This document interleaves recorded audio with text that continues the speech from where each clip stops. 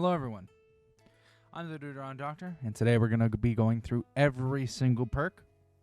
Now I know most people, they kind of just rate them from S to F, but I know it's a little bit more complicated than that.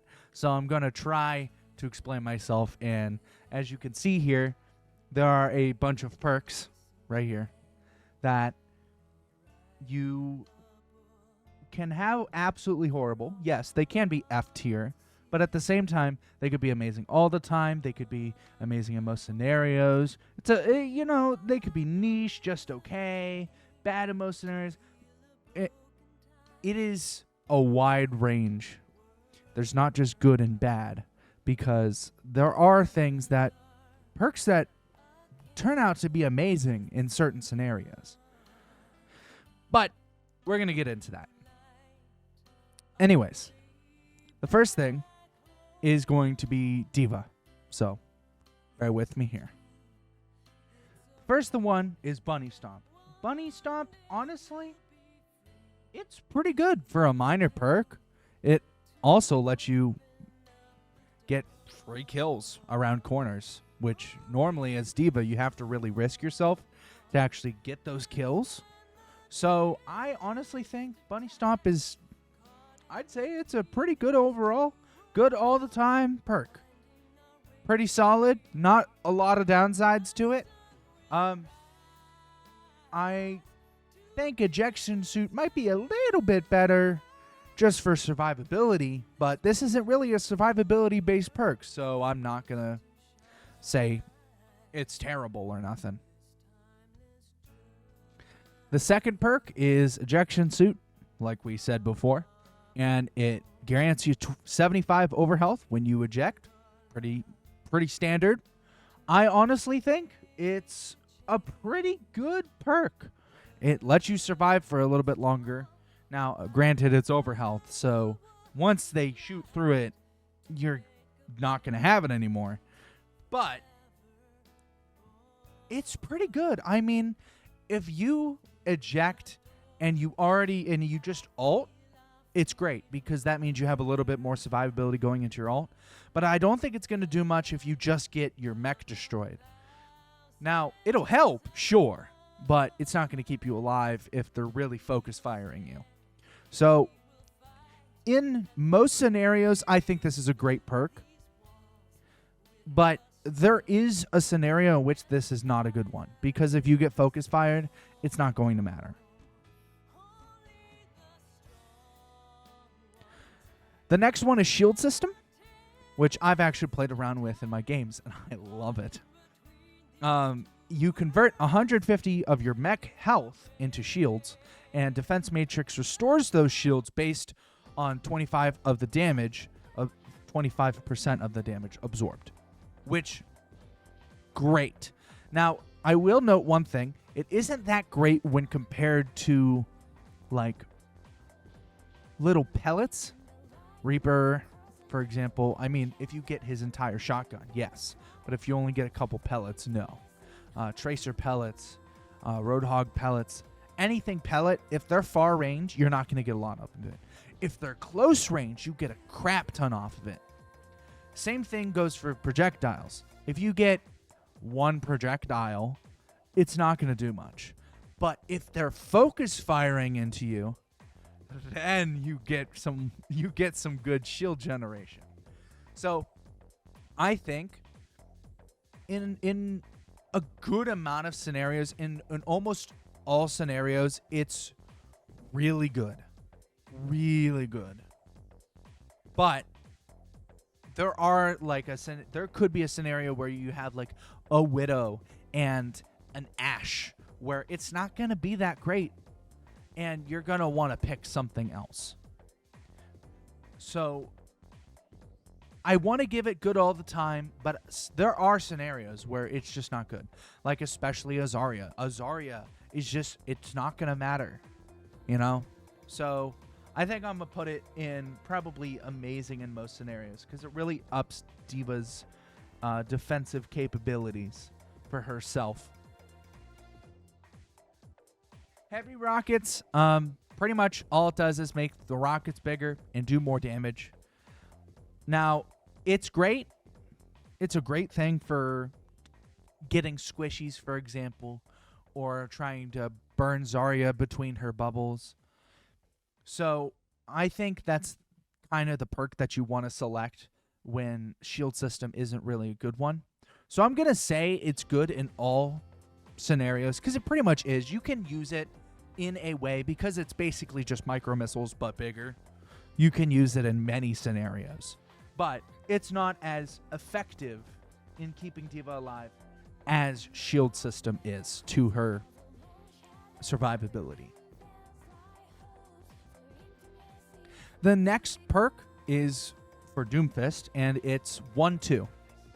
1-2, honestly, if you're really aggressive and you already have good survivability, like Zebra, for example, you already know how to get in, get out, do all your stuff. 1-2 is amazing because you can poke with your fist.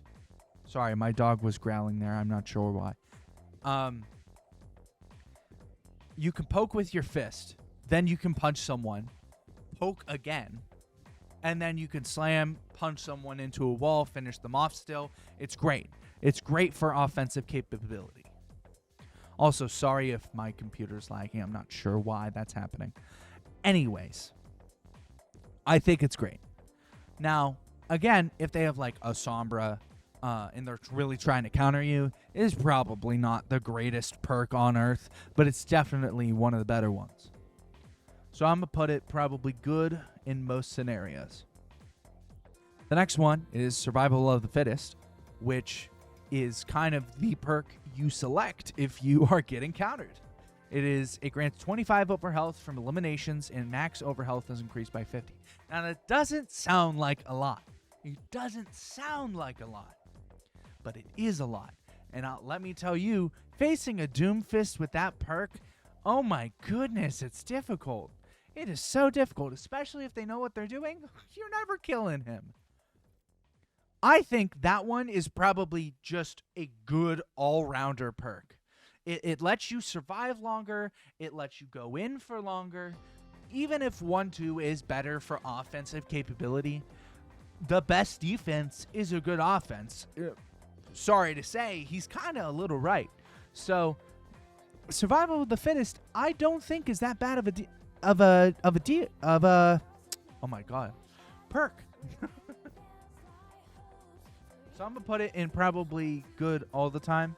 Now it's not like super potent, so I don't think it's gonna be an amazing all the time, but it definitely ups his capabilities. The next one is Seismic Empowerment. Hitting 3 or more enemies with Seismic Slam empowers Rocket Punch, which is absolutely amazing. Absolutely amazing.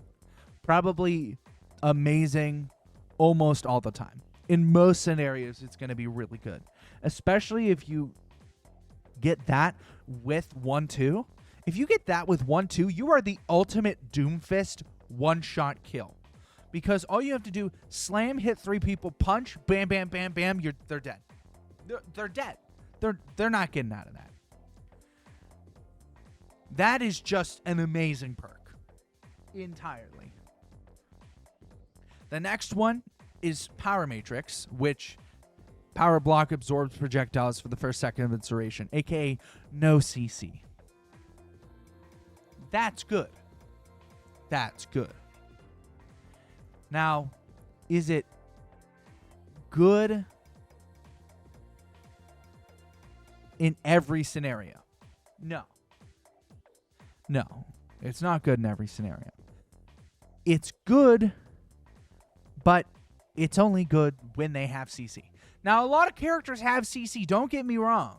Ana has CC, Ryan has CC, Brig has CC, Lucio has CC.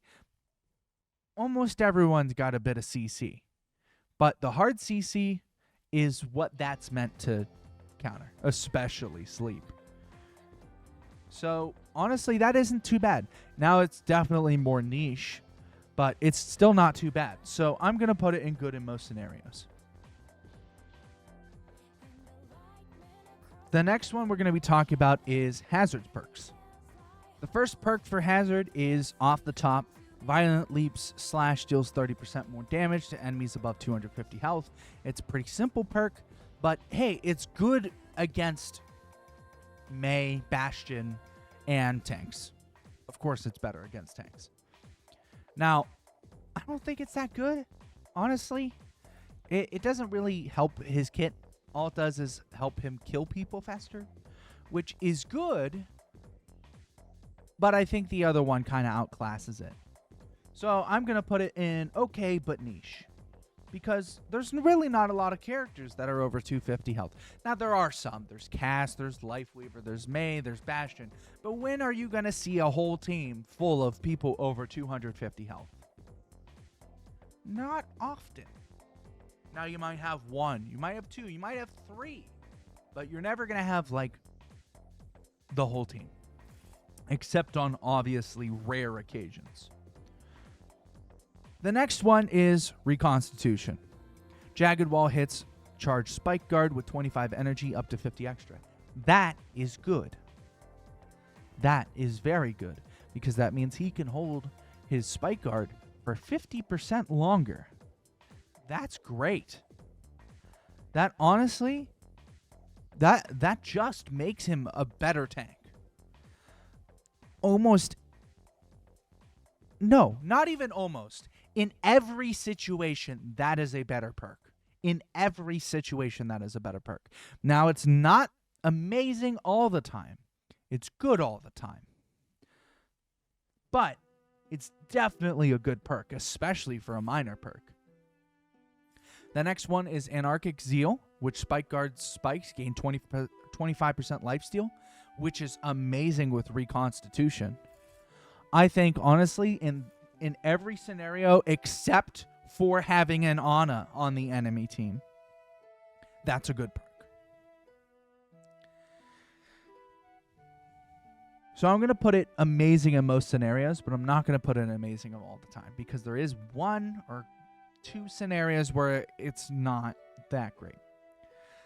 The other one is Deep Leap. Violent Leap's range is increased by 20%. That just gives him more movability, more maneuverability, more flexibility, and just lets him be able to play with a better, more deep diving play style. But it's good all the time. It's not amazing all the time. It's not like if you combined it with Off the Top and they had an entire team of people over 250, I could see it being good.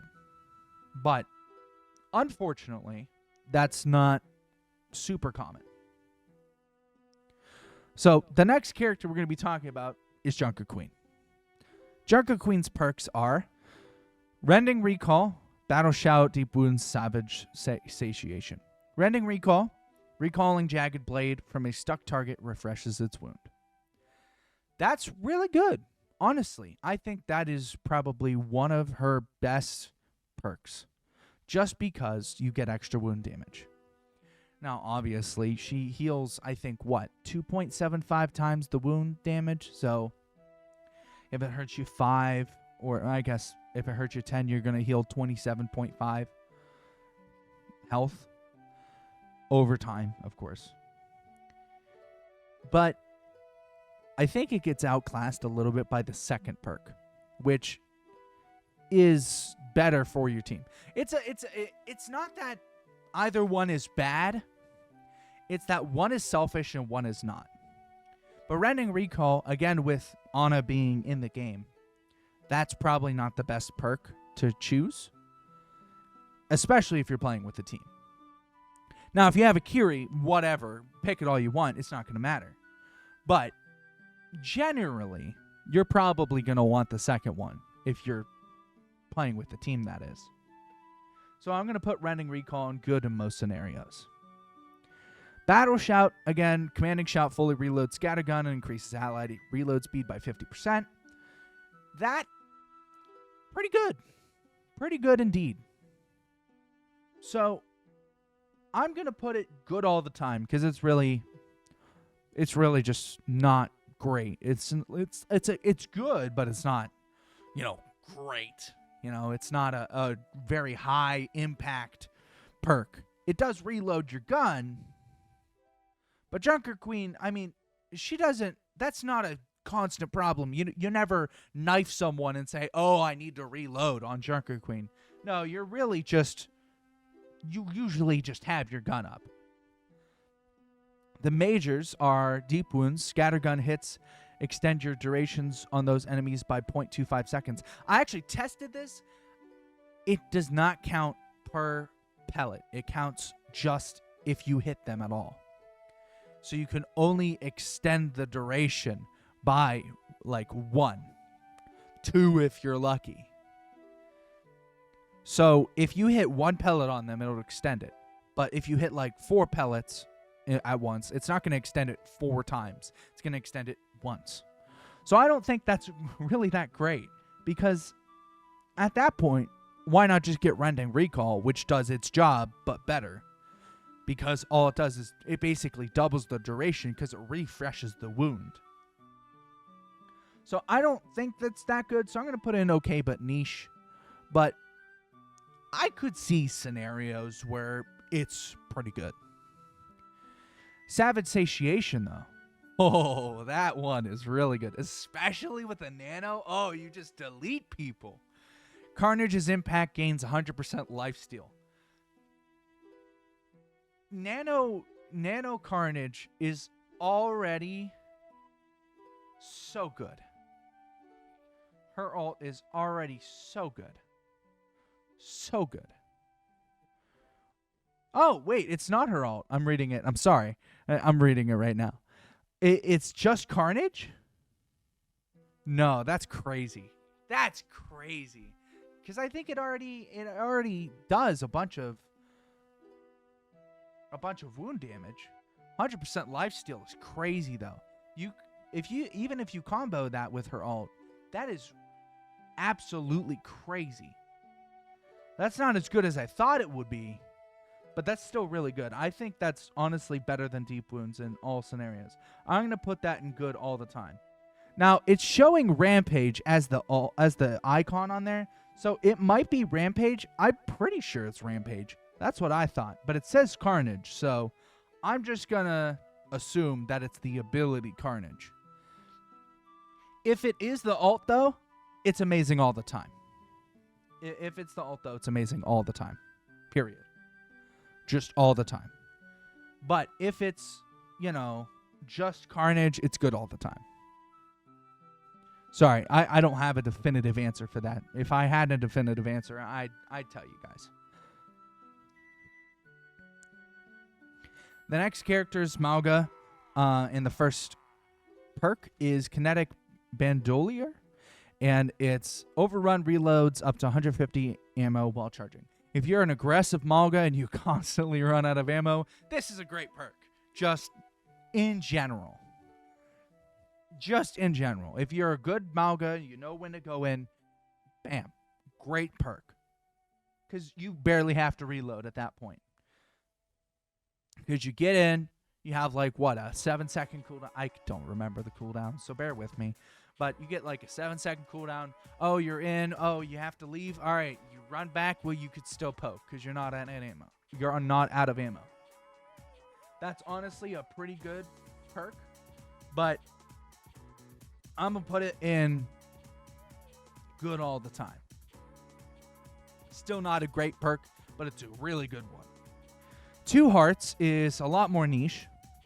While on objective, Mauga counts as 2 hero and regenerates 20 health per second. Great if you are a very objective-focused tank and you just stay on the objective, don't push forward, try to hold the choke or anything. If you just want to stay on the objective, or heck, if the team tends to C9 a lot, you can capture it faster. So, yeah, pretty good. But it's definitely a lot more niche. So I'm going to put it there. The next one is Firewalker. Overrun ignites enemies. That's just good in general. Is it bad if you have a Kiri on the enemy team? Yeah, but even then, Kiri probably won't hit all of them. And plus, they have to be in a line anyway for you to hit them all. And that's probably only going to be really useful when you have your ult, when you run in and ult. So it's a lot less impactful than combat fuel, but it's definitely a good perk. So I'm going to put it in good good in most scenarios. Combat fuel, critical hits grant Mauga 2 temporary overhealth on cardiac overdrives next use up to 100 overhealth. That's just in general a good perk, especially if you're against an Ana. Instead of having to heal with your E, you just automatically gain 100 health, and then they have to burn through that before you have to heal again. So that can kind of push down the time that you have anti, and well, that it impacts you at least. It won't actually make the time lower, but you'll be able to survive more easily through an anti if you have that than if you have Firewalker, which isn't going to help you much. Firewalker it is good, but combat fuel is generally just better. So I'm going to put it in good all the time. Actually, no. I'm going to put it in amazing in most scenarios.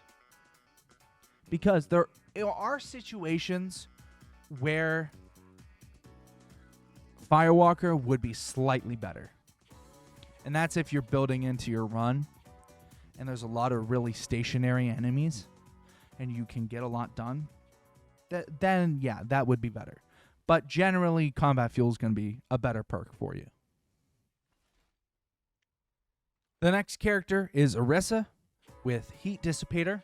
Primary fire, critical hits, refund heat. That's good if you have good aim. If you don't have good aim, too bad. So for the sake of appealing to the masses and not just the top 500 players, I'm going to put it in good in most scenarios. Now, depending on who you are, it could range from absolutely horrible to amazing all the time. But I'll just put it in good in most scenarios because it is good in most scenarios if you have it. Now, what I go for is Fleeting Bulwark, which is Fortify briefly grants an additional overhealth when activated. That's just better. For me, at least. Now, I hit a lot of crits, but I find it is more useful to have a more strong wall of a horse than hitting crits to refund critical, heat. And plus, you're never going to find a scenario where Fortify being stronger isn't really good. Fortify is literally, you can't do anything. Screw off. Why would that being stronger be bad? You know? So I'm going to put it in good all the time, but it's definitely not great. Charge Javelin. Hold right click to charge energy javelin, increasing its speed and knockback. Pierces enemies at full power. Great. Great perk. Probably an amazing perk even, because not only can you cancel things with a faster reaction time, but you can cancel multiple people's abilities if you line it up right. It's amazing in most scenarios. It's almost amazing all the time. But sadly, there are beam characters in this game. So you have to take the other perk, which is Protective Barrier. Everyone knows what Protective Barrier does. It's a barrier. You place it, and it goes down. And then you have a barrier. That's better if you're trying to play versus a Czar or a Sim or a Moira or what have you. That one is good in most scenarios, but it's definitely not good all the time. Now, is it one of my favorite perks? Absolutely. But it's not good all the time. And then we get to Ramatra, which is my tank main. Void Surge, Void Accelerator periodically releases a burst of 6 additional projectiles during continuous fire. This perk is absolutely amazing. Now, Prolonged Barrier is good but it's niche. It doesn't really help much. All it does is give you another, like, 0.75 seconds. It's good if the enemies are relying on the timing of your barrier to CC you. But, again, that's pretty niche and definitely not anywhere near my level of play being plat diamond, you know. So, honestly, Void Surge is amazing all the time. It doesn't matter what you say, Void Surge is amazing all the time. It just is. Prolonged Barrier is good.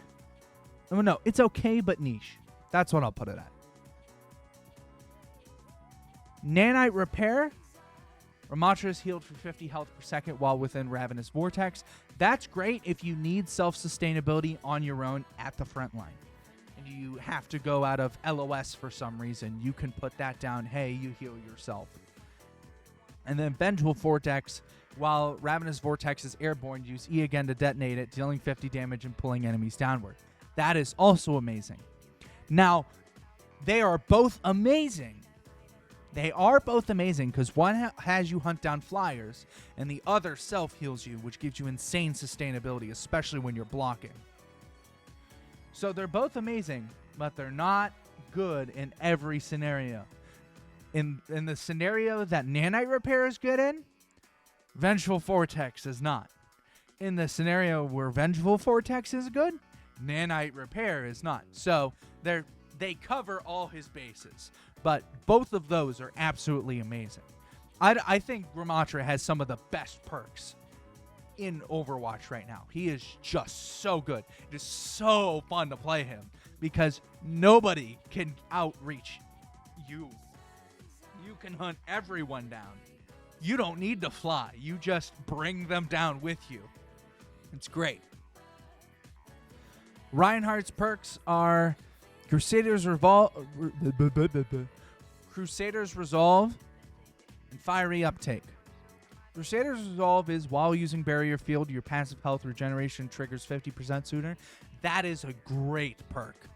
That is an amazing perk, especially if you need a lot of healing after you go in, like you dive really deep with a charge, and hey, you need some survivability. Hey, you accidentally trapped yourself behind the enemy team instead of going just in the middle. So now you need to help yourself, and that takes it from 7 seconds down to like 3.5, which is just a second longer than the support's healing passive. So honestly, that's really good. Now, is it the best perk?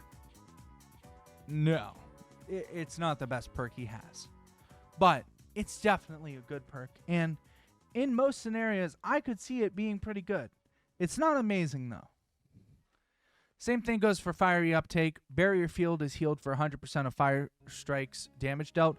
Now, technically, yes, it is good in every scenario. But,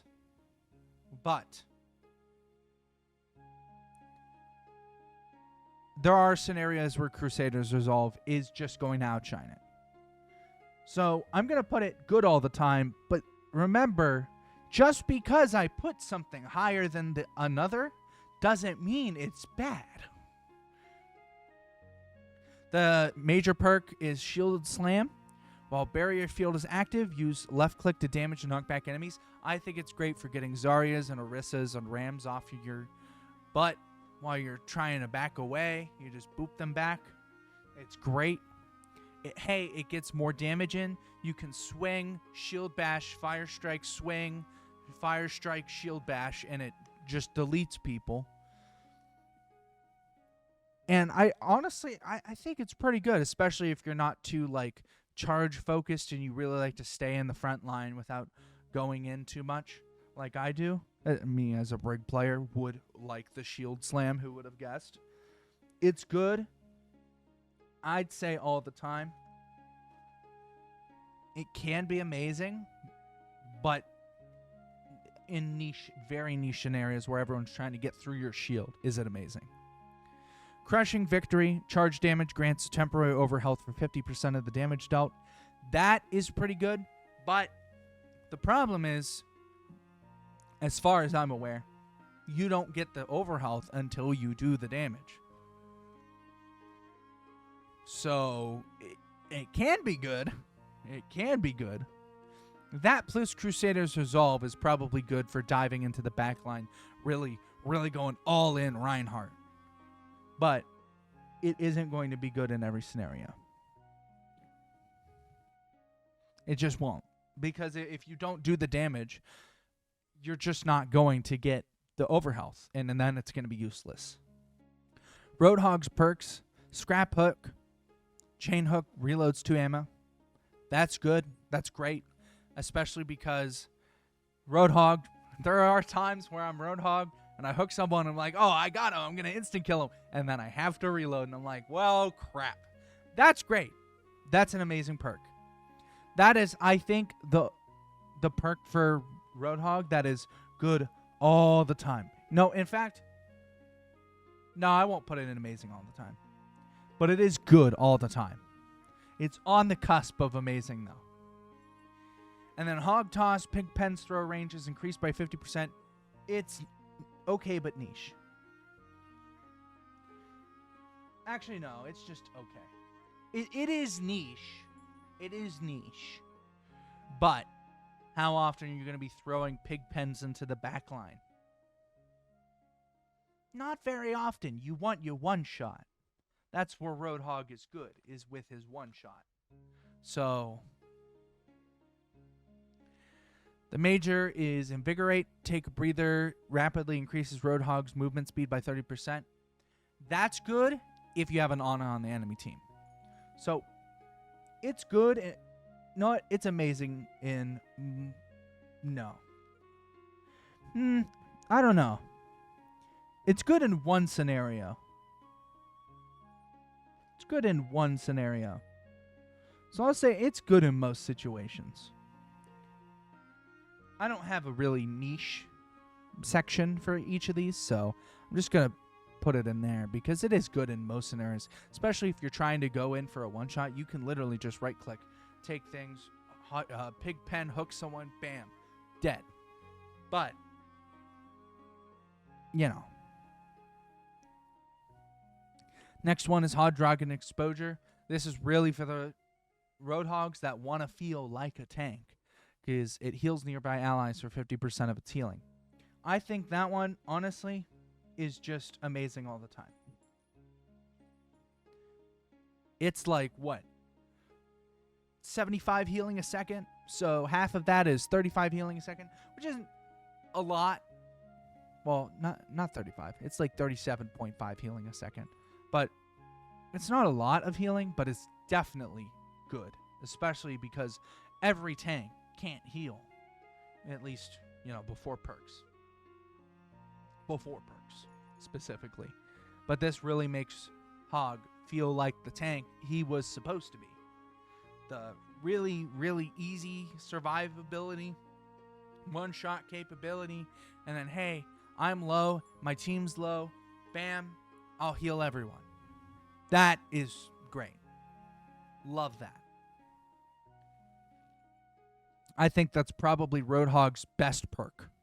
Wow, my computer started to lag like crazy there. I'm going to reset my computer before continuing. The next character is Sigma. His first perk is Kinetic Cycle. Absorbing projectiles with Kinetic Grasp also reduces accretion's cooldown. That is honestly pretty good. Probably better than his other major perk. Unless you're good. I mean, not major perk. Unless you're good with aiming accretion. That's probably the better perk because you can just get more accretion faster. So I'm going to put that in good all the time because it just lets you stun things faster, cancel more abilities, get more impact. Massive impact. Accretion's knockdown duration increases up to 3 seconds based on travel distance. That's really good, but it doesn't let him get a one-shot. So it's niche. If you know like a Malga's going to run from spawn to try to ult, you can knock him down, delay it by 3 seconds. Sure, but it's not that great. So I'll say it's okay, but niche. No, because even then, even if you knock them down for 3 seconds, well, I guess if you have focus fire. Yeah, we'll just keep it there. Hyper Strike every 5 direct hits with Hyper Spheres. Your next successful quick melee levitates and knocks enemies away. That's good if you need people to get off you. Like a Zarya to back up, a Sim to back up, any of that. That's great. That's a great self-defense tool. I think it's probably one of Sigma's best perks. So I'll say it's good all the time, because it's definitely not the best perk. Levitation, activate and hold double jump to briefly levitate upward. That's great if you're trying to get to high ground. In maps without high ground, it's okay at best. So I'll put it okay but niche. Sorry, Sig, you didn't get a lot of good perks. Winston's is Short Circuit. Tesla Cannon deals 30% more damage to deployable objects. That's good if you're, again, versus people with deployables. Let's say junk, for example. But it's niche. It's definitely niche. Heavy landing during primal range. Jump packs damage and area increase up to 75% while airborne. That is a lot better. That one's definitely just better. So I'll say that's good all the time. His majors, Chain Lightning, fully charged secondary fire hits, bounce up to 2 additional targets. That's great. But it's just not as good as the second one, which is Revitalizing Barrier. Barrier Projector heals allies within it for 30 health per second. Now, Chain Lightning will be better versus characters that delete Winston's shield. Like Bastion, for example. But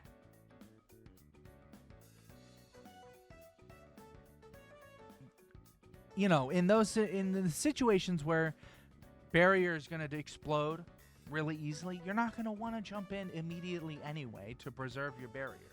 So if you play it right, it's good all the time. But if you don't play it right, it's not good all the time. So I'll put it in good all the time, just because most Winstons know how to do that anyway. But there's like one scenario where it's bad, and I'm leaving an exception because it's an easily play-aroundable scenario. Ball, his perks are first Steamroller. Roll impacts deal 100% more damage to tanks. That's good. Not as good as his other minor. It's definitely just okay. It's not even niche because it only affects one character on the enemy team all the time.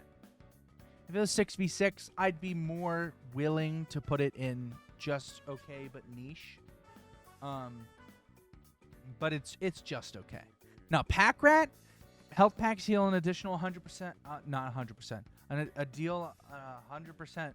No, not 100%. Health packs heal an additional 100 health. Goodness me. That one I wasn't sold on because I was like, why would I do that? But then I played Ball, equipped it, and I went to a health pack. And oh my goodness. You pretty much heal as much as a major health pack on a minor health pack, and you heal like so much more on a major health pack. It's just great. It's just amazing. And plus, Ball, I think, already heals a little bit more than the average person from a health pack. So it just makes it even better. Pack Rat is definitely an amazing all the time. Especially for how good Ball is into just, you know, going places. And getting places fast. Then the majors. Hang time, Pile Driver winds up longer, gaining aim control and dealing up to 50% more damage. That's great if you're selfish and you need to finish people off. Or you want to delay your speed because they have an Ana and they know the sleep timing. But it's good in most scenarios. It definitely is good in most scenarios. It's not something you pick because, you know, it's just it's good. It's definitely good. But transfer efficiency, Actually, no. You know what? I'm gonna change my mind. I'm gonna put hang time in good all the time, because there's really more damage isn't ever gonna hurt you, unless you're trying to touch and you're using it and you don't pile drive in time. Maybe, but even then, like, that's such a minuscule possibility that I don't think it's worth it. Transfer efficiency,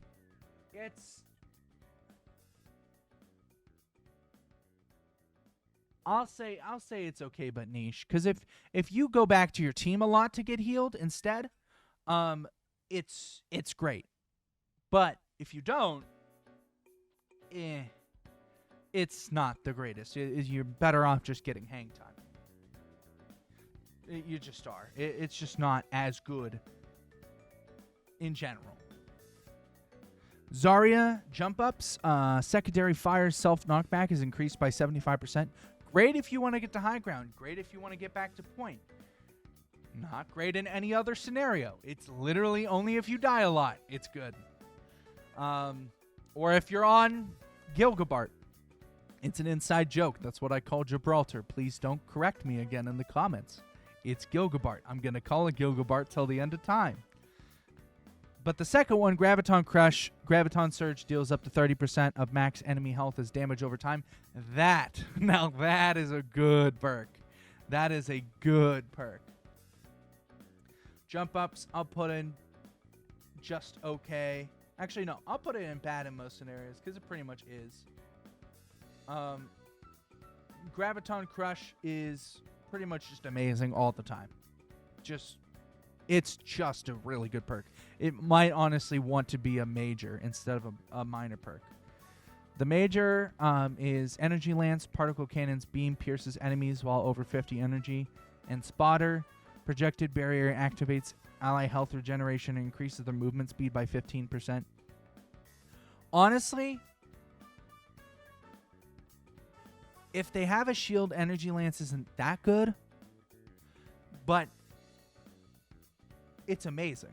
So that's amazing in most scenarios, and that's amazing in all scenarios. So Zarya got really good perks. I mean, come on. In what world is Spotter and Energy Lance going to be a bad perk? That with shields, and that never. It's never going to be a bad perk. I mean, I could see a world where nobody knows how to use Bubble. Nobody, not a single soul. But most people know generally, hey, I should probably get charged with this. So I think Spotter's probably one of the best perks in the game as well.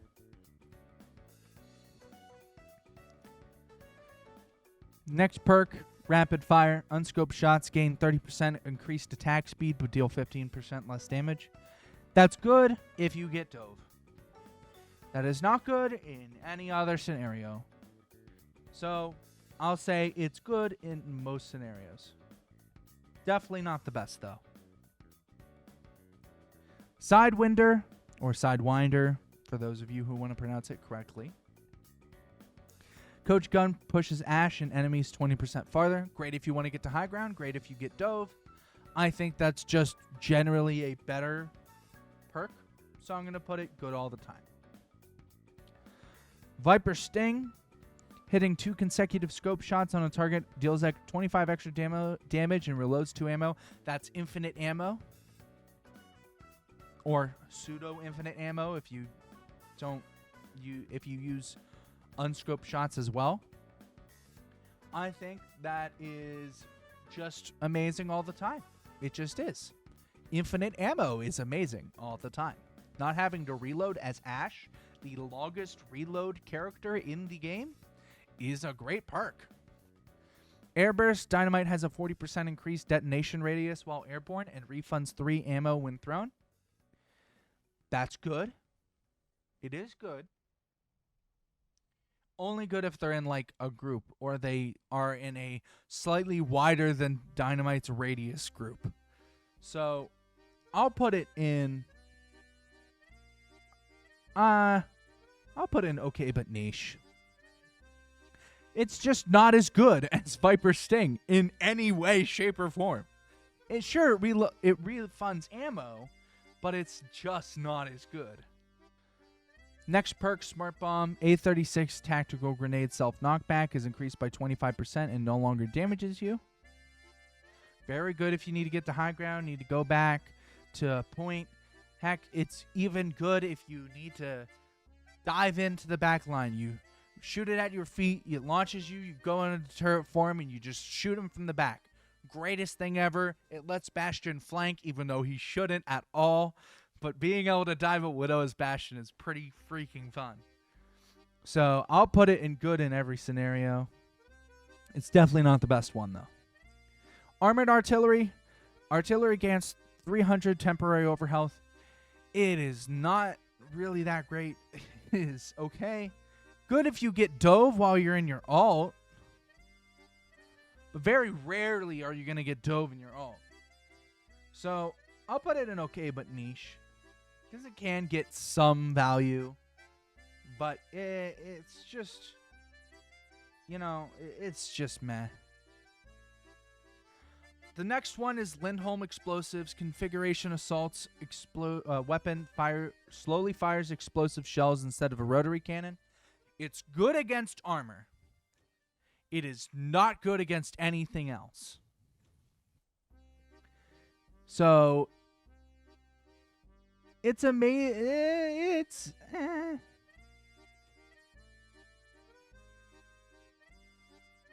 I'll say it's good in most scenarios, because it is. Most tanks have armor, and even then it chunks your health, so it is good, but it's probably not as good as self-repair. It probably isn't, especially because I don't know if anyone's noticed but me, but self-repair has no resource meter. You just infinitely heal. There's no resource meter, and I think that makes it, I'll say, amazing in most scenarios, because Lindholm Explosives can outclass it in some scenarios. But it's definitely really good. Definitely really freaking good. Cass, Quick Draw, Fan the Hammer shots are individually controlled and can crit for 50% more damage. It's just amazing all the time. I'm just saying it. I'm sorry. It should be a major perk. Being able to deal that much damage shouldn't be possible in the game. I'm sorry. I think that's broken. I think that is the best perk. The best perk. Because you just delete anyone. Oh, they're near you? Bang, bang, bang, bang, bang. Oh, they're far away? Bang, bang, bang, bang, bang. Oh, they're in a medium range and they're trying to swerve? Bang, bang, bang, bang, bang. I'm sorry. That's just overpowered. It's just overpowered. And then the other one is Past Noon. Deadeye refunds 30% of ultimate charge if it fully expires. That's great. That helps. It's amazing in most scenarios because you get your ult more often then. But if you take Quick Draw and you just use right click because it's just better than every other left click he could possibly have, you're just going to get your ult anyway. Then the majors is Gunslinging. Critical hits with primary fire reduce the cooldown of combat roll by 3 seconds. A lot of people don't think it's that good, but the cooldown's only 6 seconds. So if you hit more than one headshot at a time, you infinitely have combat roll. You don't have a cooldown. That is amazing all the time. That's just 50% damage reduction all the time. Bang Bang. Cassidy throws a second flashbang that travels farther, but both flashbangs deal 30% reduced damage. Essentially what that means is, although you do 30% reduced damage on each one, if you hit both, you're doing 160% damage of a flashbang. So you're still going to be able to get things done. It's good all the time. Not nearly as good as Gunslinging. Because Bang Bang, the second grenade doesn't have nearly enough distance to actually stun more than like one person unless they're really close to together. The next one is friendly imaging. Duplicate can also target enemies. No, allies. Sorry. That's really good, especially if you're like a Malga on your team, or you just have like one of your characters is playing your other main from another role. You just pick that, bam. It just gives you more flexibility. It's just a great perk.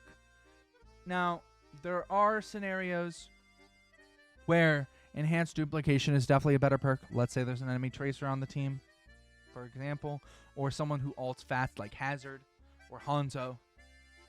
Great perk. But it's not great in every scenario, so I'm going to put it amazing in most scenarios. Major, full salvo, sticky bombs fire 50% more projectiles, but all sticky bombs deal 15% less damage. You're just going to do way more damage with that. Just way more. That's a great perk. It almost lets you instant kill. Or maybe instant... I'm not exactly sure. Pretty sure it's just shy of an instant kill. But that's amazing all the time. It is one of the best perks for Echo because she can assassinate so easily. In high beams, I'm going to put amazing in most scenarios. Because if they have like hit scan and they're really focusing you down, you're not going to be able to get close enough to use high beams. So it's not going to be that great if that is the scenario. But full salvo, you can get that pretty much any time. And it'll do more damage. It'll be more effective. So focusing beams, focusing beam eliminations, reset flights, cooldown isn't that great in every scenario like full salvo is. But it is an amazing perk. Genji, acrobatics, swift strike, resets double jump. Great if you need to get around. Great if you're trying to do Dragon Blade and you need to dodge a little bit more. But Dragon's Thirst is just better. It just is because it offers more flexibility. I'll put acrobatics in good in most scenarios. Dragon Blade swings gain 30% lifesteal. Not good if there's an Ana and she sleeps you during every single Dragon Blade ever. But most Anas can't just sleep a Genji out of Dragon Blade willy-nilly like top 500 and Pro League Overwatch players can. So I'll say it's amazing in most scenarios. Because even if she antis you, you're still going to probably have Nano on you anyway. And that just makes the lifesteal better. So it's not like it's going to matter too much. Blade twisting. Swift strike deals 25 additional damage over time when you shortly after an elimination. Good if you get kills fast. Like if you play Vulture Genji, good. But not good in any other scenario. I'll say that's okay but niche. Because it has potential to be a really good perk. But it doesn't have the viability, I guess, of a major perk. Honestly, Dragon's Thirst and Blade Twisting should probably be reversed. Dragon's Thirst should be a major. Blade Twisting should be a minor. And then Meditation regenerate 25 health per second while Deflect is active. Well, then you can survive beams a little longer. You can heal while you're diving, and if you screw up, you can, again, survive longer. I think that one's just a better perk. So I'll put it in amazing in most scenarios. Genji overall didn't really get, like, top-line perks, but he got what he needed. I mean, let's be honest. He needs healing. What better perks than to give him healing ones? Next character's Hanzo. Sonic Disruption. Sonic Arrow hacks nearby health packs for 12 seconds. Really good if you're trying to hunt down a Sombra or you're trying to prevent a ball from healing, or people that use health packs. Tracer, Sombra, Ball, Doom, maybe a Hazard, a Genji maybe. You know, people that rely on them a little bit more. That's great. Definitely niche.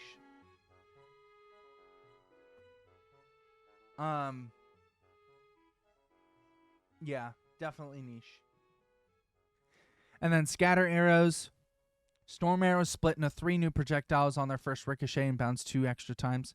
I will say I tested this. You cannot headshot with the scattered arrows. It is good only if you hit all the arrows. Or you need to overwhelm an enemy to get out. It really doesn't do that much damage because each arrow does, I think, like 25% of a normal storm arrow in damage. I can't remember. It's just not that good. I thought it was going to be broken when it came out, but it's really not that great. I'll put it probably bad in most scenarios, because there is like 1 or 2 scenarios where you have like a tank in a really closed off area where you can just shred them, but otherwise it's just meh at most.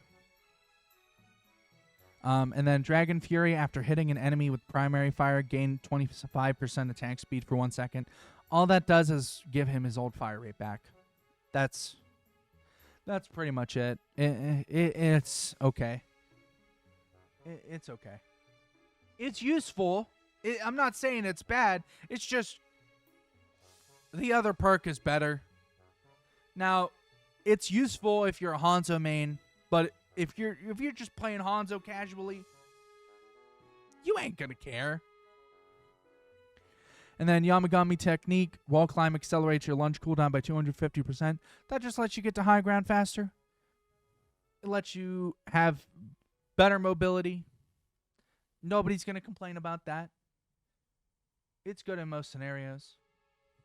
I mean, is it ever gonna be necessarily bad to have more movement? I mean, let's be honest here. First perk for junk, aluminum frame, steel traps, throw range is increased by 50%. Now it sounds bad, but as someone who plays a lot of junk, if you use the tech in heavy quotes, it's more just a lucky trick that I found out. You use a concussion mine, throw yourself up in the air. It gives you more velocity, and thus you throw the steel trap further. You do that plus that, you can throw steel trap all the way in their back line. Oh, they're in the back line. They get trapped. Bam, done. Great, but Nitro Boost is just better. it's just better. Nitro Boost. During Riptire, use left shift to gain a quick boost of speed. Doing so reduces Riptire's damage by 50%. So you can't kill anyone over 250. Anyone. Not a single soul over 250. And I thought, hey, if they get any healing at all during that, they live. So it's useless. I thought it was useless until I tried it. It is not useless. Especially if you have characters that are under 250. That makes it way easier to actually kill them. That plus a grab, oh my goodness. Or even you can hunt down a Mercy and a Pharah while climbing like buildings with Riptire. Oh my goodness. It's evil. Absolutely evil. Definitely amazing in most scenarios. Now, there is the off scenario where it's not that great. AKA, if you can't get your tire, like, if you are the type of Junkrat to tire in the middle of a fight, like flank, land in the back line, tire, you don't need it. At that point, you might as well take the steel trap. But if you want the option of being able to tire whenever you want, wherever you want, Nitro Boost probably is the best bet for you. The majors are Frag Cannon. Frag launches projectile speed is increased by 40%, but max ammo is reduced by 1. This is for all those Junkrats that can't aim, or for Junkrats that want to spam from longer distances, or a third option for those who do have aim but want to hit flyers easier. Now, I don't look up and try to shoot at a Pharah as a junk. I just fly junk. I do that playstyle to hunt down Pharahs and Echoes. And I'm pretty good at that, so I almost never go for Frag Cannon. But there's definitely a world in which Frag Cannon is good. And then TikTok, concussive mine arms 0.5 seconds after landing increases damage by 50%, explosion radius by 50%, and health by 200%. That means it'll last longer, you won't be destroyed so easily, and you get your one shot with trap. So you don't have to trap primary fire and secondary fire just to kill someone. You can just trap secondary. Great. Only time I would say it's not great is probably if you're not using it for like flying. If you use it for flying junk, it's still really good. Probably outclasses frag cannon. But it's only good if you're good at flying junk or if your enemies are stupid and keep going in traps. So I'll say amazing I'll say good in most scenarios. Frag cannon kind of picks up the slack where TikTok, lays it behind. So, it's kind of like Ram where they cover each other. But junks are great. I love junks. I thought junks were not that great. Now, frag cannon could be a little better, but meh. I'm just being pedantic. We all know Mei is evil. You know Mei is evil. I know Mei is evil. The Overwatch devs know Mei is evil. But I'll be gosh darned, because I don't want to swear on YouTube, at least in this video, that Mei is extremely evil with 2 perks. Biting Cold. Oh, no, that's a major. They ordered it wrong. Hold on. Chilling Reach primary fire's range is increased by 30%. It's okay. It's okay. It's not really great. It's just okay. And then Permafrost is just amazing.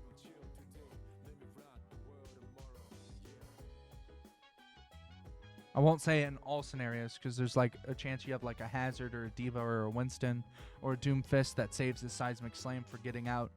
They can all avoid it. But Ice Wall's duration and cooldown are increased by 2 seconds.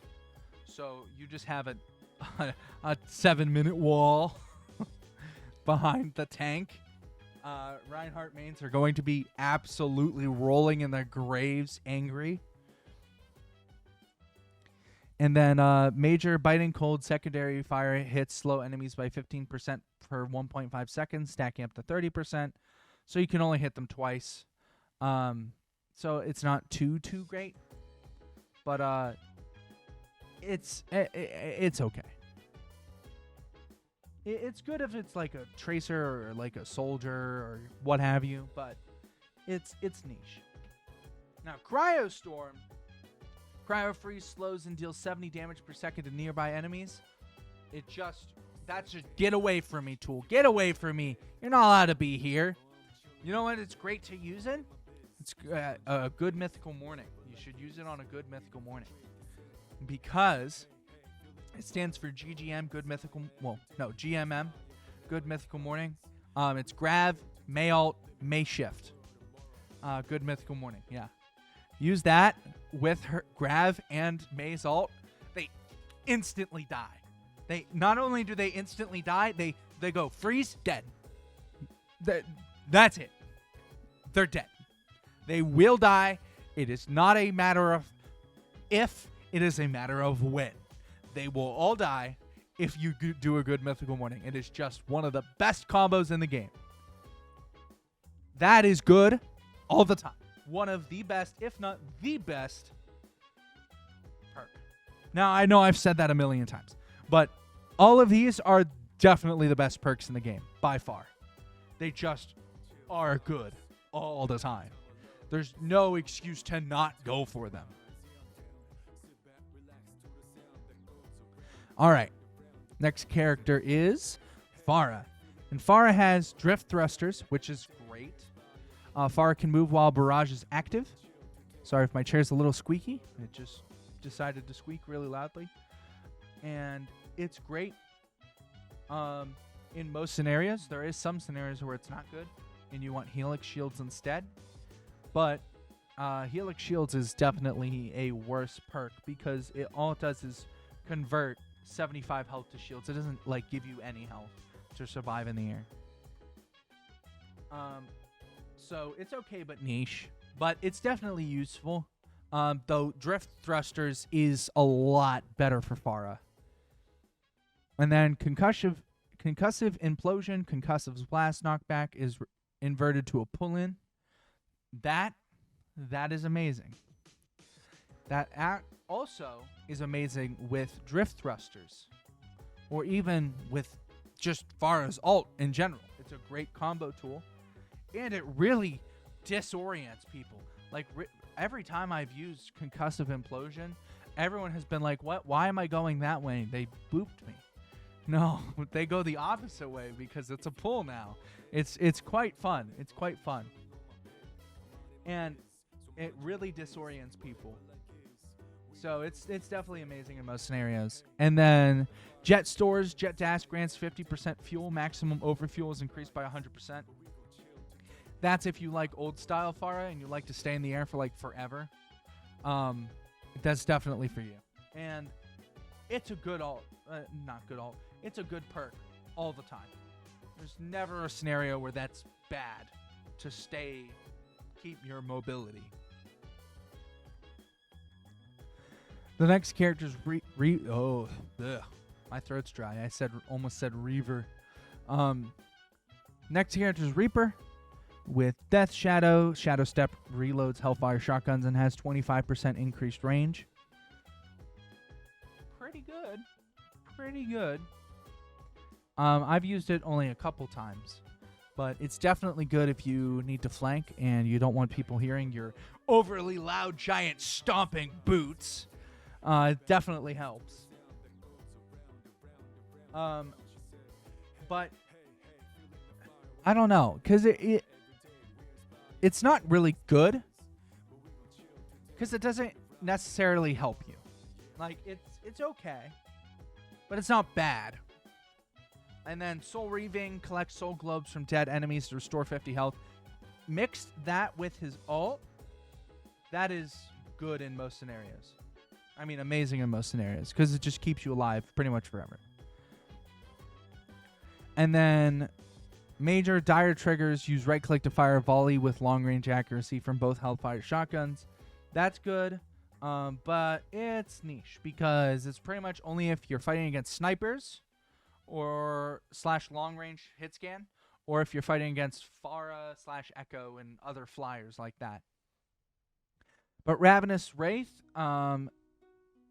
leaving Wraith form grants 40% additional lifesteal for 3 seconds. That is really good. That is amazing in most scenarios as well. Mix that with Soul Reaving, you aren't dying during your ult. You will not die during your ult unless you get slept or antied or DM'd or CC'd in any way, shape, or form. But if you ult well, you will never die. You will never get out DPS'd or out sustained because you just full sustain. 50 healing every 2 seconds because of Soul Reaving and 40 additional lifesteal. That's so much. And I think he has I can't remember if it's 10, 15, or 20% lifesteal natively. I straight up can't remember. But it's really good. It's just really good. Sojourn extended mag, maximum ammo is increased by 15. It's good. But in the most bare bones way of saying it's good, I'm going to put it in probably just bad all the time. I mean, it's not like it's a detriment. It's not a detriment. But it's such a meh upgrade. You know? When does Sojourn have to worry about being out of ammo? I mean, let's be honest here. And then Overcharged Railgun's maximum energy is increased by 50 while overclock is active. That's just overall the better perk. And it's probably amazing in most scenarios, unless you really get shut down with your overclock. Now, there is a scenario, there's a single scenario where extended mag is good. But it's one scenario. So that's why I put it in bad all the time. Because outside of that one scenario, you're going to want overcharged anyway. Major dual thrusters. Power slide gains an additional charge and its jump height shifts to lateral movement. Good if you want to traverse quickly. Bad if you want to get to high ground. Okay, because you don't get height from it. At least not that much anymore. So it's a definite trade-off. So I'll put it in okay but niche. But it doesn't mean it's bad. It's personal preference. I'll put it in good in most scenarios. It's personal preference, pretty much, or it's map dependent. Either or. And then the other one is Adhesive Siphon. Disruptor Shot can stick to enemies and generates railgun energy when dealing damage. That is generally just the better perk. And it's amazing in most scenarios. Even if it's a shield, I'm pretty sure. No, it doesn't stick through shields. It doesn't stick through shields. That's probably the one scenario where it's not that great. That and DM and stuff like that. Yeah, it's just a better perk than dual thrusters. Unless it's lateral movement. You get my point. First minor perk for soldier, recycled pulse munitions, helix rockets, reload 15 ammo if they damage enemy. Good. Not that great. None of his minor perks are that great in my opinion. It's just it's okay. It's okay, but niche. You have to really suck at aiming to need more ammo on soldier. And then field emergency. Biotic fields healing is increased by 100% on critical health allies. It's a perk. I want to put it in absolutely horrible. Because, and I'm going to put it there. I'm going to put it there. Only because if you have critical health allies, it doesn't matter if it heals, twice as fast. If you have critical health allies, they will be dead. And biotic fields healing is stationary. And it already doesn't heal that much. It heals like what? 25, maybe 17.5 healing a second for like 8 seconds or like 9 seconds. I don't know. It gets soldier up to max. Maybe it's 25 healing a second for 10 seconds. But even then, 50 healing a second is good if you have teammates that stay in the biotic field. Which nobody lower than Masters and Grandmasters ever does that. I don't see Diamond players do that crap. Then nobody ever sticks in a biotic field except for a soldier player. Nobody ever does it. So it's possible. It's possible for it to be good. But for most intents and purposes, it's terrible. I don't like it. I think it's the worst perk in the game. Or at least one of them for sure. And then major agility training. Sprint speed is increased by 20% and reload can be performed while sprint is active. Good. In most scenarios. But stim pack is just better. Biotic field can be used as a stim pack, increasing attack speed and reload speed by 30%. While being unhealable for 4 seconds. So you give yourself anti, but in turn, you become a mini raid boss. So I'm going to put it in an amazing in most scenarios because you basically just turn into a bastion for a solid 4 seconds. Which is pretty good. It's pretty good. But yeah, his minor perks are very lackluster comparatively to his majors.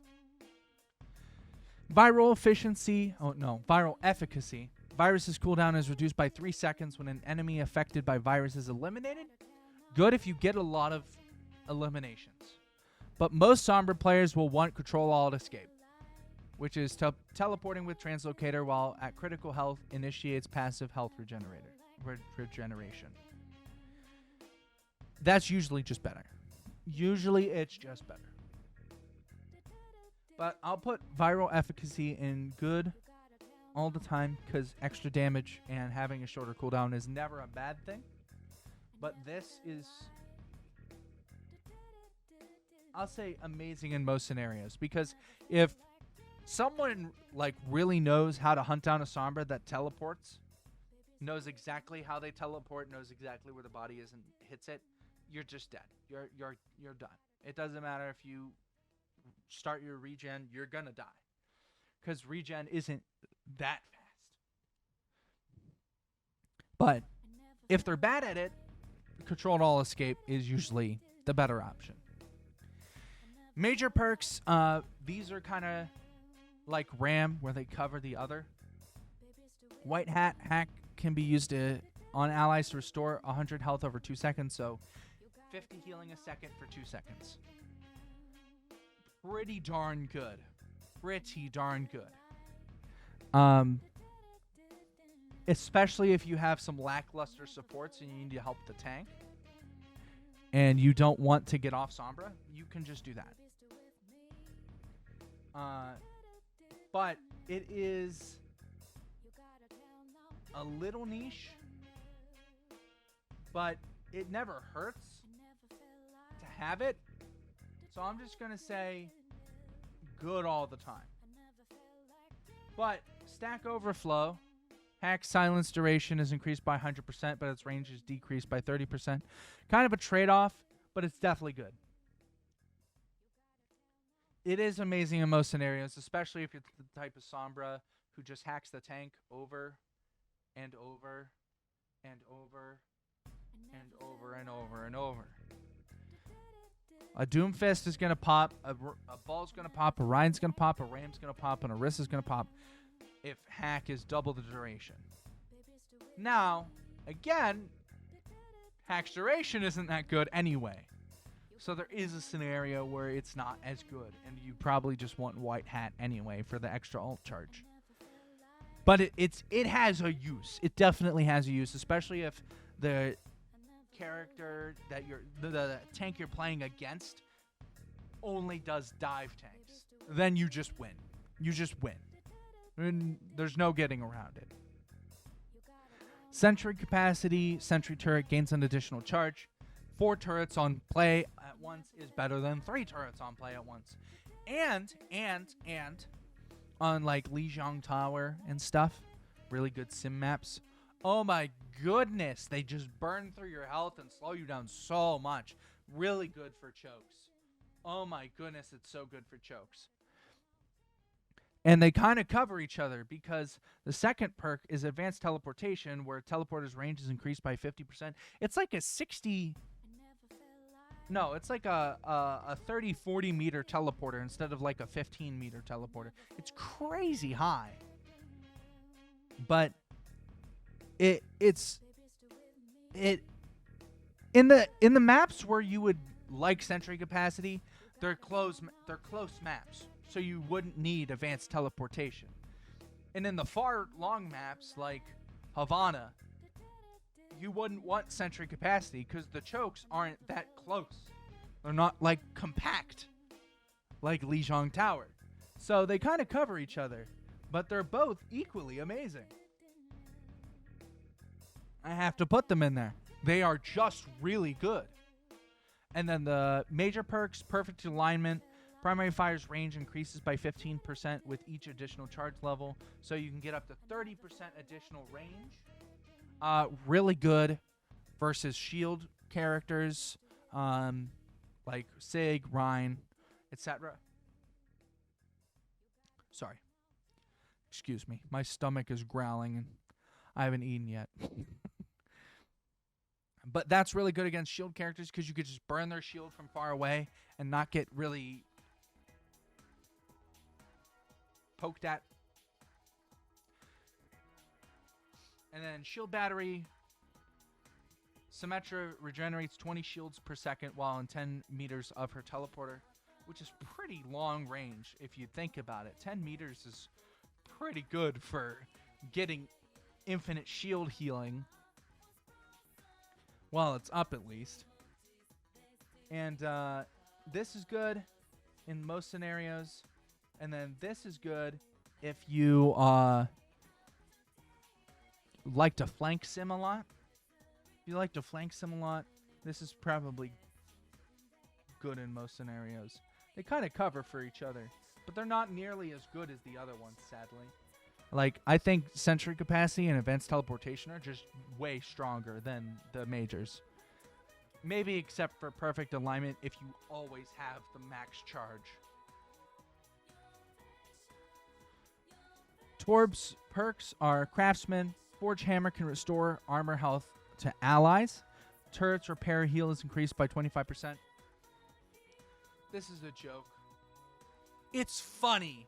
It's really fun to play, but it's not that useful unless you have like a ball that needs to return to the team to get healed instead of going to a health pack. Then it's good because you could act like a little pit stop for your ball. But overall, it's not that great. So it's pretty much bad in most scenarios. And then fully loaded, activating overload, fully refills rivet gun ammo. That is just better overall in every scenario because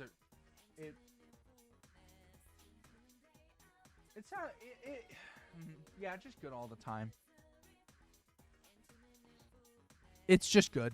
It refills your ammo. Who could ask for more? And then majors, anchor bolts, deploy turrets, throw range is increased by 50%, and it can now attach to walls and ceilings. And then overloaded turret, overload upgrades your turret for 5 seconds, increasing its health and damage. Both of these are amazing, but they cover for each other, which I think is I think that's what makes the perks amazing, is they can bounce off each other for different scenarios. So let's say you have a diva on the team, you're not going to want level 3 turret. Like if you have a diva on the enemy team, because they're just going to DM it. But if you put it in weird, wacky like areas, you just get away scot-free. Now, the diva can still DM it and everything, but like it's much less likely. So they kind of bounce off each other, so they're amazing in most scenarios. You're never going to have a bad time with turrets unless you pick the wrong turret, like perk. Like, let's say you pick level 3 turret with Diva, then you've just made yourself useless. But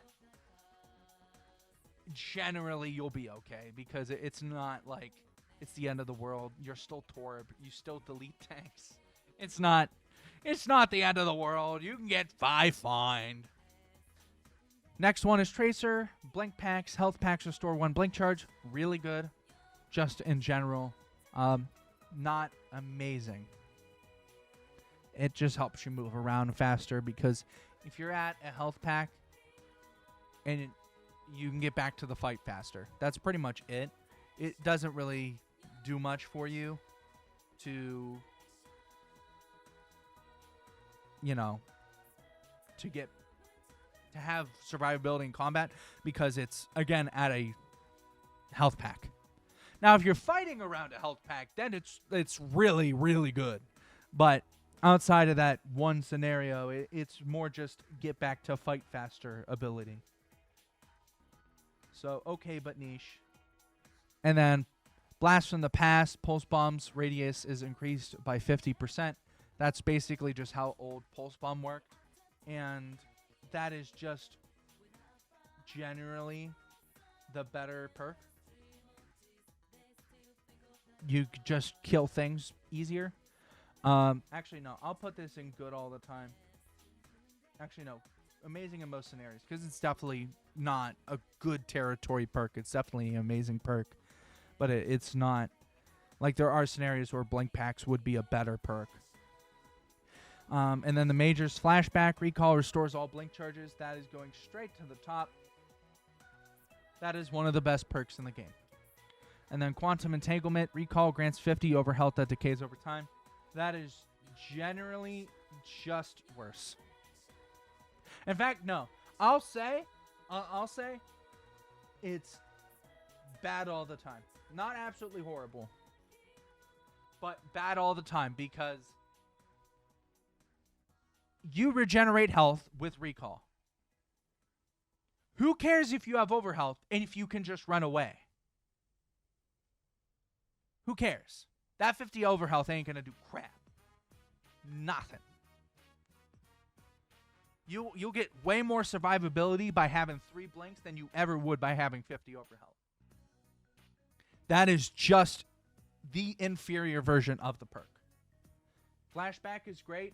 Quantum Entanglement, if it did something else like damage boost, then I would see it being better. But it's literally just flashback, but worse. That's it. It's just a worse flashback. Venture, Seismic Sense. While underground, Venture can sense enemies within 25 meters. That's great if there's a Sombra. If there's not a Sombra, or if you have team play, of course. If there's not a Sombra, and you don't have team play, it's niche. And then Excavation Exhilaration. While Tectonic Shock is active, cooldowns refresh 300% faster. Now that is a lot better. Because that means you basically just have, like, what? 3-second cooldowns? 2-second cooldowns? Give or take. That's just better. Just in general, that is a way better ability. I'll put it amazing in most scenarios. And then Smarter Excavator. Smart Excavator's range is increased by 25%. It's okay. It's niche. No, it's just okay. It's not even niche. Because they don't have a lot of range anyway. And then Covered in Dirt. Dealing damage with Clobber grants up to 30 Explorer's Resolve Shields. You can already use Clobber in your combos with Venture.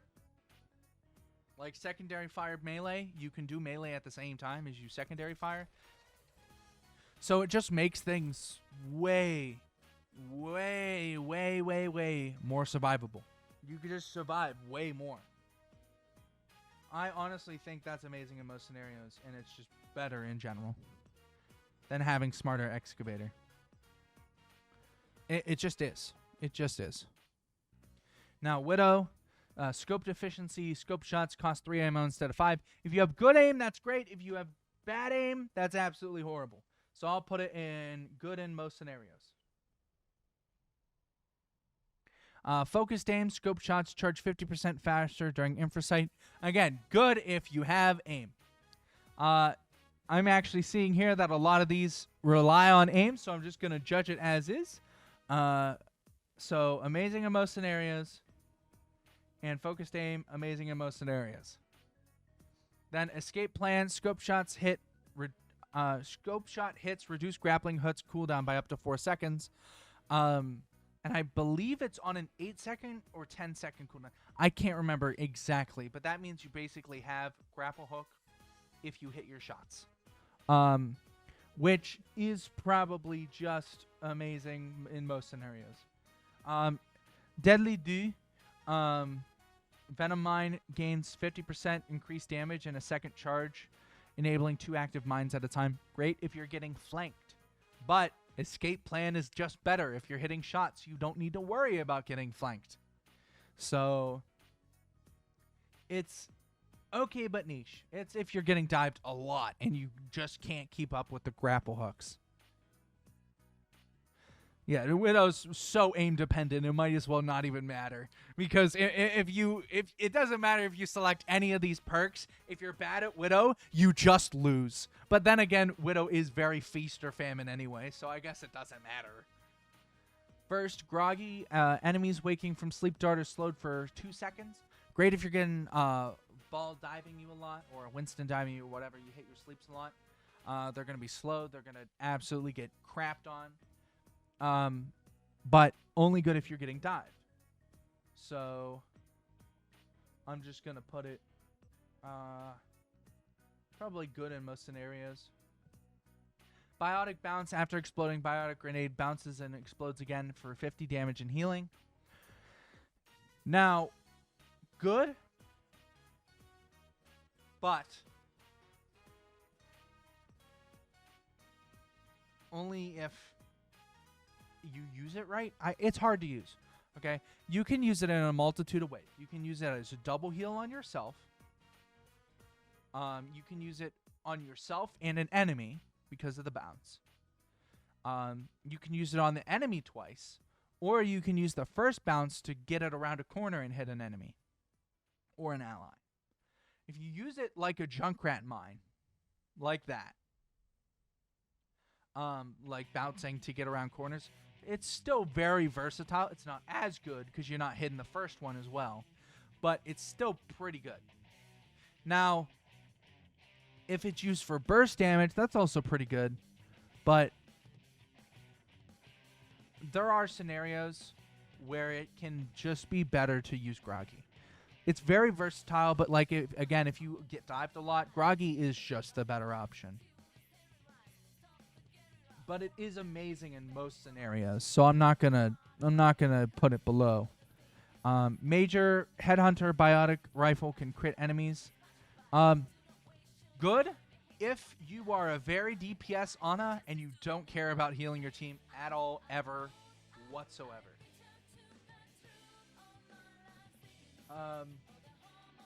But Shrike is just better. Now, you might not get double damage, but 50% more damage and 50% damage reduction is really good. Really good, because then you have 2 people nanoed instead of 1. And that's almost always better because it's an ultimate and it lasts so long.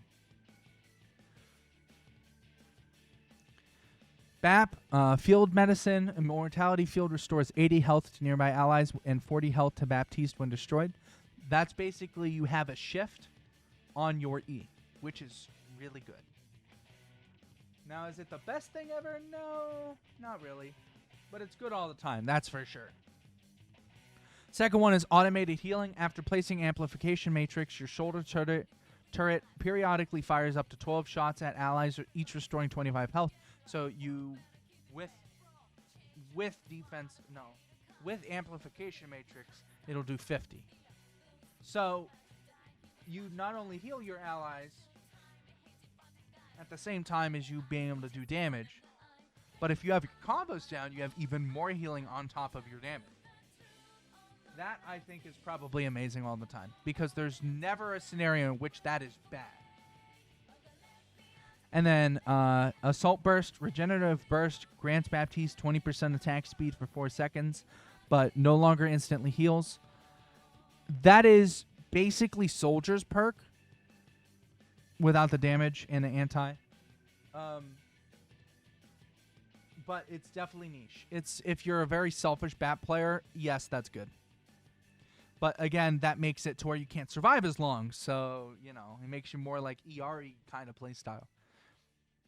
And then Rocket Boots. While Airborne from Exo Boots use space to dash horizontally, that is usually just better. And it's even better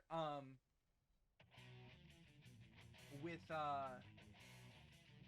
if you have a sniper on the enemy team, because you can jump up and jump to the left or right, and they'll miss your head. It's the funniest stuff ever. It's so fun to play with. Brig, Barrier Restoration. Shield Bash restores 100 health to Barrier Shield when it hits an enemy. As a Brig player, that's good, but you have to risk yourself to get that shield health back. If your shield is low, chances are you're probably already running away from an enemy. So going in again wouldn't help you. Only scenario in which that would be good is if you have Rally and you're dealing with like a Bastion. You just shield bash them, gain 100 extra health. That's good for Rally and pretty much no other scenario. So it's bad in most scenarios. And then Morale Boost. Inspire lasts 3 seconds longer when activated by Whip Shot. almost every Brig player tries to activate Inspire with Whip Shot. So instead of getting a 3-second Inspire like it is now, it used to be 4 seconds. Now it's 3 seconds. Now you get 6 seconds, which is just overpowered, which I love. I think it's great. I think it's definitely one of the best of all time. Because you just get double the healing for free. And then major quick fix. Repair packs instantly heal an additional 35 health to critical health allies. Good if you have another support to take care of. Or if someone's feeding a lot. If that's the case, it is amazing. But other than that, especially if you have morale boost, which already heals way more, Whiplash is just going to be better. Which Whiplash is whip shots, knockback can slam enemies into walls, dealing 50 extra damage. Now, another thing that I'm pretty sure it also does is cancel abilities. Because if you look on the, I don't know if it's still like that, but after the game was updated, if you kill an enemy by slamming them into the wall, it'll show the Doomfist Punch icon. And if it cancels abilities, that's just better for Brig. Because not only do you get a 6-second Inspire, you also can cancel people's ult without having to rely on Rally. So I think that's also one of the best, but it's amazing in most scenarios. It's definitely not as good as Morale Boost. Rapid Construction. Healing Pylon builds 300% faster, and its cooldown is reduced by 1.5 seconds. Basically, it instantly happens. It doesn't take time to build. It just happens. Very, very, very little downtime before it starts healing. It might as well be just none. That's probably amazing in most scenarios, except if your pylon gets destroyed real fast. It won't matter. Summer Solstice. Summer Solstice. Oh my god. Summer Solstice. Alari's flight time during Captive Fun, everyone. Captive Sun is increased by 3 seconds, and her flight speed is increased by 20%. That is good, but if you get shot down pretty easily, it's not. But it definitely still is amazing in most scenarios. Major solar power. Fully charged solar rifle hits grant 12.5% of your maximum solar energy, overfilling up to 50%. So you don't even have to fully critical hit someone. You just have to fully charge hit them. So you can get 50% more healing and recharge your bar faster if you just hit your shots.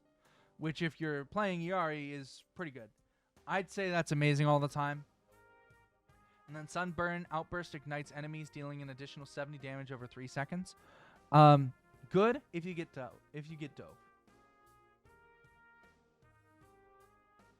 Good if you get Dove. Not any other scenario, really. Because you're not going to need to use it in any other scenario.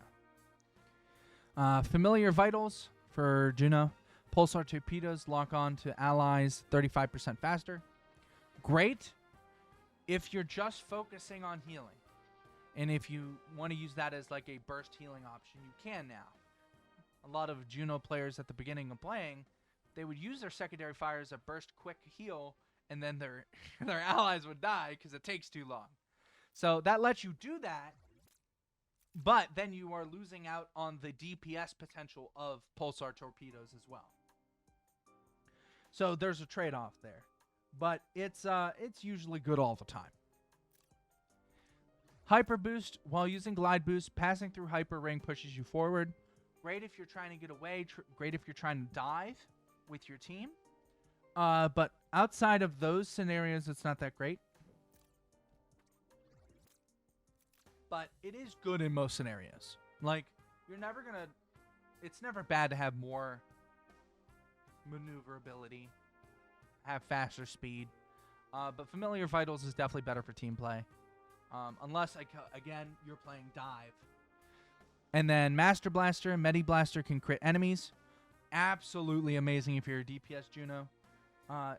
Definitely an amazing in most scenarios.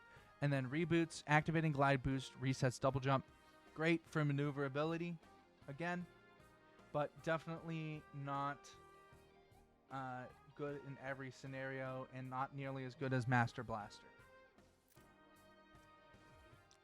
Urgent Care. Healing of Fuda. Projectile speed is increased by 50% when seeking critical health allies. Good. Probably not as good as Fortune Teller. Really just good if you have people that feed a lot. But outside of... Well, I guess I'll put it in okay but niche.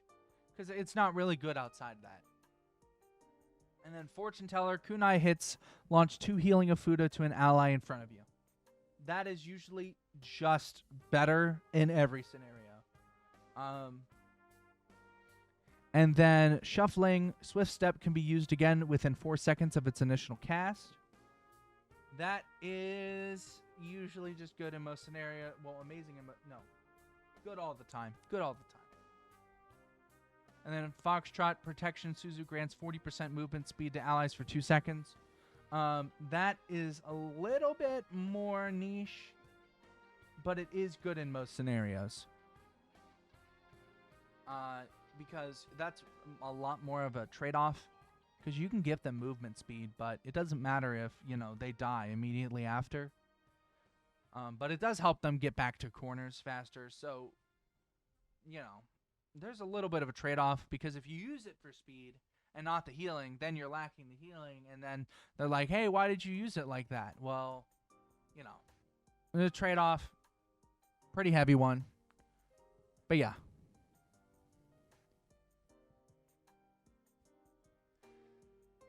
Cleansing Grasp, Life Grip cleanses negative effects. Pretty much only good if you're versing an Ana or a Junker Queen or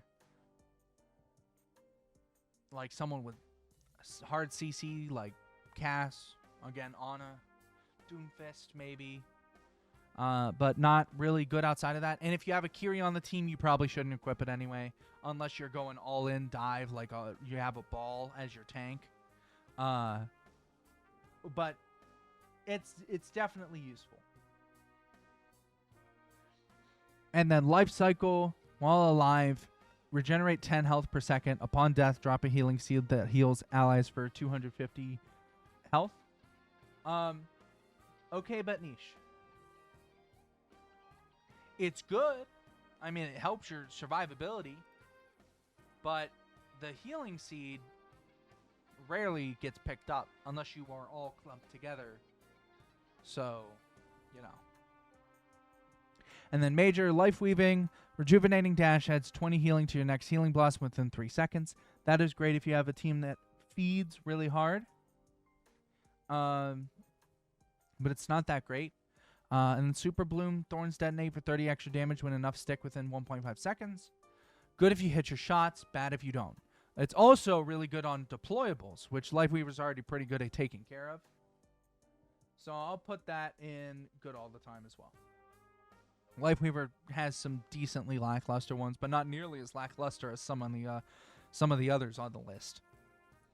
Base Blowout, Sound Waves knockback is increased by 15%. Great if you're on certain maps with pits, like Ilios Well, for example, or Nepal Shrine.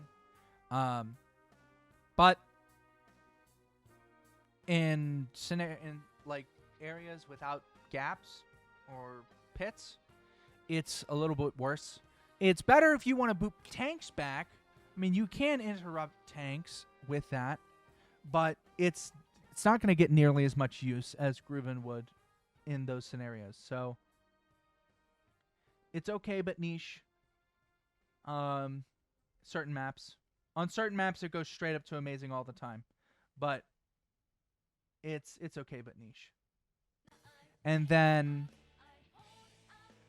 Grooven, regenerate 4 ammo per second while wall riding. Uh, it's usually just better if you don't have a map with holes or pits. So that's usually just better, especially if you're Frogger. And then noise violation, crossfade's range is increased by 150% while Amp It Up is active. Basically, you get slightly shorter than Brig and Spire range,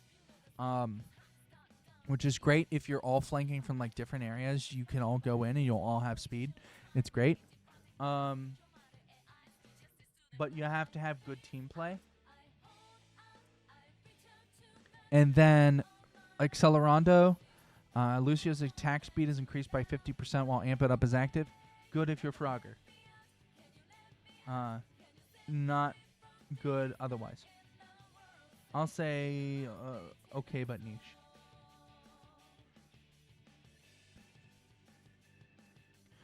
Mercy, Angelic Recovery. Mercy receives 15 health per second while Caduceus Staff is attached to a full health ally. Now I know you all know Mercy already heals when healing an ally. Well, now she will heal while that ally is also full. So she's a little bit tankier. But it's not that good because Winged Reach is just better. Guardian Angel's range is increased by 30%. You can pick up Mercy from farther, and she can fly farther without having to get out of range. So this is okay but niche.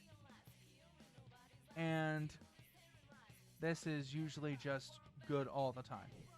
And then Chain Boost, secondary fire links to a second nearby ally. They have to be really close, though. It's like within like 2-3 meters. It's really, really hard to do. And then Flash Heal, Resurrect can be used on a Caduceus Staff's active target to restore 150 health. Doing so incurs a 15-second cooldown. I think this should be on a separate heal cooldown. I honestly think it should be on a separate cooldown. But it's amazing in most scenarios, that's for sure. And then Chain Boost is okay but niche. Mercy kind of got screwed with the perks, but she does feel like a better character now. Moira, Vanish. Fade's duration is increased by 0.5 seconds. Good if you need to get out. Bad any other area. So just okay. Uprush. Fade's jump height is increased by 50%. Good on tall maps. Bad anywhere else. Just okay. Actually, no. Okay but niche. Ethical Nourishment. Biotic Orbs first 50 healing is instant on each ally it encounters. That is amazing. I'll be honest, that is literally amazing in most scenarios. And then Contamination. Enemies being damaged by Biotic Orb receive 25% reduced healing. Now, that if any of you realized, that is literally, they get the DPS passive from Biotic Orb. Moira has the DPS passive if she picks that. So if you are already healing plenty on your team and you don't need any more, Contamination is what you go for. Contamination is just good because it's the DPS passive on a cooldown. So you have 3 people on your team that can apply the DPS passive instead of 2. And I'm pretty sure that doesn't count as the DPS passive. So that can stack to 50% if the DPS are attacking at the same time. So that's really good. Then Zenith Kick. Snap Kick's knockback distance is increased by 30%. Good if you get Dove. Not really good in any other scenario. Okay, but niche. It just is. Ascendance. Activate and hold double jump to hover for up to 3 seconds. Great for Zen.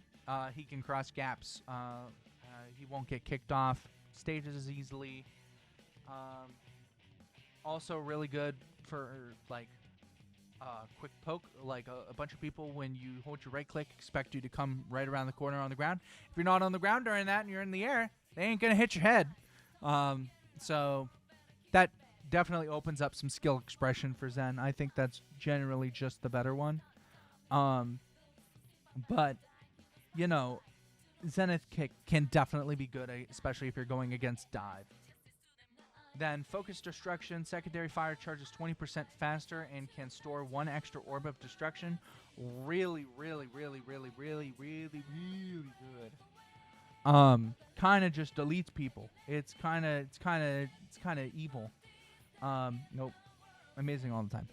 And then Duality, Zenyatta heals Orb of Harmony targets for 20% of his damage dealt to Orb of Discord targets. So if you do 100 damage to someone with Orb of Discord, you're going to burst heal your Harmony Orb target 20 HP. Not a lot on paper, but it stacks like really well, because if you just keep getting damage, you keep healing them. So good with dive characters. But it's definitely you have to hit your shots to get use out of it. And then there is Freya. There is Freya. But I'm not going to go into these right now because it's Freya. And Freya's not out yet. I'm not going to do that. No point in doing perks for Freya when she isn't out. So when Freya comes out, I will save this tier list. And I will add her to the tier list. And I'll rearrange things depending on how I feel, or if there's new perks, I'll try to redo it all, etc. I'm going to try to keep up with the perks. Anyways, my name's the Deuteron Doctor. I hope you enjoyed this very long video. I am still working on the hazard video. Now it's taking longer and longer and longer and longer and longer because it's really hard with how I worded everything, with how I recorded the footage as well, to actually do the video. I made it way harder than I needed to make the video. I recorded all the footage in one long thing instead of one little snippet at a time. So it's taking forever, and I'm not sure if it'll come out. I'm not sure if it'll come out. But it may. May. And it's not looking like it's going to, but I'm saying that it is in production. I know I have a problem with starting projects, announcing them, and then not doing them. So I'm just letting you know ahead of time it may not happen. But I'll see. I'll see. Anyways, I'm going to try to post more because my friend Anxious Bean, love him to death, but I got to catch up to him. I catch up to him a little bit because he posted a video and he gained 40 subscribers, and I got to catch up. I don't want our channels to be like, he's got like 300,000 subs. I got like 200 still. I need to catch up. I need to post more. I'm going to try and really hard and post more. But my name is the Deuteron Doctor, and I will see you later. Bye.